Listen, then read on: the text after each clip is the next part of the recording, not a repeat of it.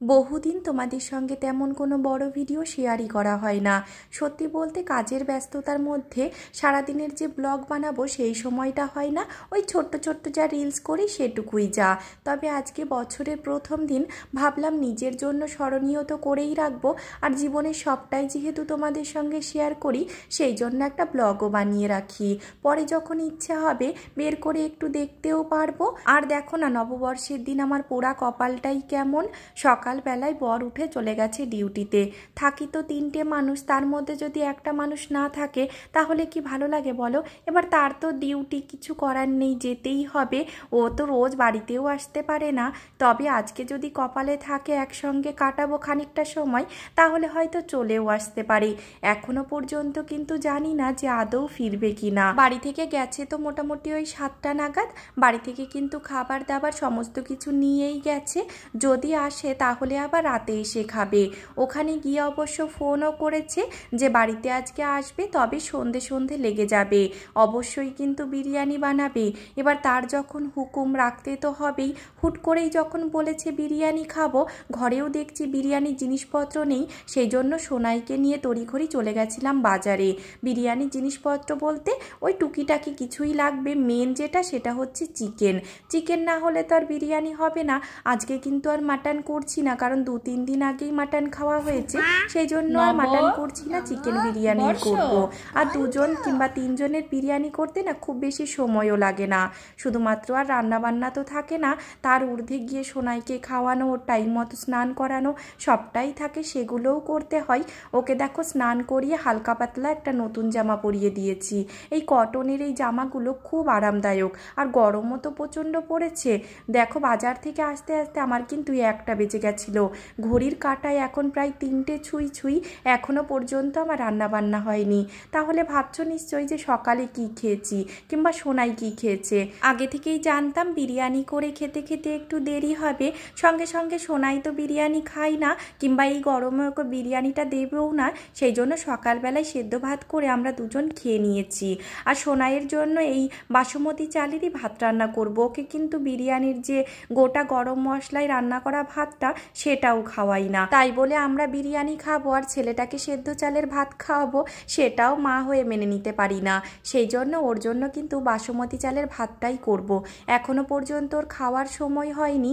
ভাত খাওয়ার পরে ওকে ফল কলা সমস্ত কিছুই খাইয়ে দিয়েছি। ওকে কিন্তু দুপুরের খাওয়াটা মোটামুটি 2টো থেকে 2:30-এর মধ্যে খাইয়ে দিই। কিন্তু আজ যেহেতু স্কুল ছিল না, ঘুম থেকে উঠেছেও একটু দেরি করে। দেখতেই তো পেলে সকালবেলার ব্লগটাই। আমার হচ্ছে সমস্ত কাজ হয়ে গেছে, তারপরে ঘুম থেকে উঠে জানলার পাশে বসে রয়েছে। তারপরে তো বাজার থেকে এসে রান্নাবান্না করতে করতেও একটু দেরি হয়ে গেছে, সেই জন্য আজকে ওকে খাওয়াতে খাওয়াতে মোটামুটি 3:30-4টে বেজে গেছে। তবে কোনো অসুবিধে নেই, ও খেয়েও নিয়েছে মাংস আর বাসমতি চালের ভাত। সোনাইকে খাইয়ে আমি কিন্তু স্নানও করে এসেছি। এক ছেলেকে খাইয়ে আর এক ছেলেকে খাওয়াতে হবে।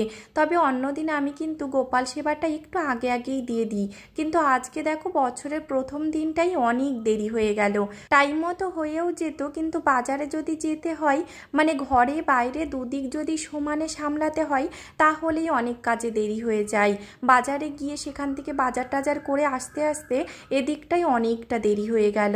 বাজারে গেছি যখন, তখন তো মোটামুটি ওই 12টা মতো বাজে। সোনাইকে তো না খাইয়ে নিয়েও যেতে পারছি না। ও ঘুম থেকেই উঠেছে মোটামুটি ওই 10:30 নাগাদ। তারপরে ঘুম থেকে উঠে একটা বাচ্চা কতটা খ্যান খ্যান করে, ওকে খানিকটা সময় কোলে নিয়ে বসিয়ে খাইয়ে দাইয়ে নিয়ে যেতে যেতে 12টা বেজে গেছে। 12টার সময় না অনেকে, মানে এখানের অনেকে আমাদের চিনে গেছে। যেই ওকে নিয়ে বাজার করতে যাচ্ছি তখনই সবাই বলছে দাদা নিশ্চয়ই ডিউটিতে গেছে, যেহেতু তুমি ওকে বাজারে নিয়ে এসেছো, এই রোদের মধ্যে ওকে বাজারের মধ্যে নিয়ে ঘুরে বেড়াতে হবে না, আমাদের দোকানে রেখে যাও। মানে সবাই ওকে ভীষণ ভালোবাসে, যার জন্য একজনের দোকানে রেখে তারপরে আমি বাজার করে ফেরার পথে ওকে নিয়ে এসেছি। যার জন্য শরীরটাও ঠিক আছে, না হলে না শরীরটাও খুব খারাপ করতো। বুঝতেই তো পারছো 12টার সময় মানে একদম ভর দুপুর বেলায় সূর্যের চড়া রোদটা মাথায় পড়লেই শরীর খারাপ করবে, কিন্তু কোনো উপায়ও ছিল না, কোথায় রেখে যাব। তারপরে আবার গোপালের জন্য মিষ্টি ফল এগুলোও তো আনতে হবে, যার জন্য যেতেই হলো। ওদিকে দেখো তোমাদের সঙ্গে গল্প করতে করতে আর মনের এত কথা বলতে বলতে আমার কিন্তু পুজোও দেওয়া হয়ে গেছে। আর বছরের প্রথম দিনটা মনটাও খুব খারাপ লাগছে যে একা একা খেতে হচ্ছে। এখন ঘড়ির কাঁটায় মোটামুটি ওই 5টা থেকে 5:30 মতো বাজে। খেতে বসার আগে বরকে একবার ফোনও করেছিলাম, দেখি যদি আধ ঘন্টা 1 ঘন্টার মধ্যে চলে আসে তাহলে একটু ওয়েট করে একসঙ্গেই খেয়ে নেব। সে আবার বলল না ওয়েট করো না, আমার অনেকটাই দেরি হবে, তো আস্তে আস্তে মোটামুটি 8টা বেজে যাবে, অতক্ষণ তোমাকে না খেয়ে থাকতে হবে না, তুমি খেয়েই নাও। এবার 8টা পর্যন্ত ওয়েট করাও আমার ভীষণ খিদেও পেয়ে গেছিলো, যার জন্য আর ওয়েট না করে একা একাই খেয়ে নিলাম। যতই একা একা খাই বছরের প্রথম দিন পরিপাটি করে গুছিয়ে তো একটু খেতে ভালোই লাগে বেশ, যার জন্য নববর্ষ উপলক্ষে যা যা খাবো বলে এনেছিলাম সবটাই একসঙ্গে সাজিয়ে সুন্দর করে গুছিয়ে নিয়েছি। বেশ বছরের প্রথম দিন সুন্দর করে পরিপাটি করে খাবো। নববর্ষের দিন আমাদের তো এই খাবারটাই হয়েছিল।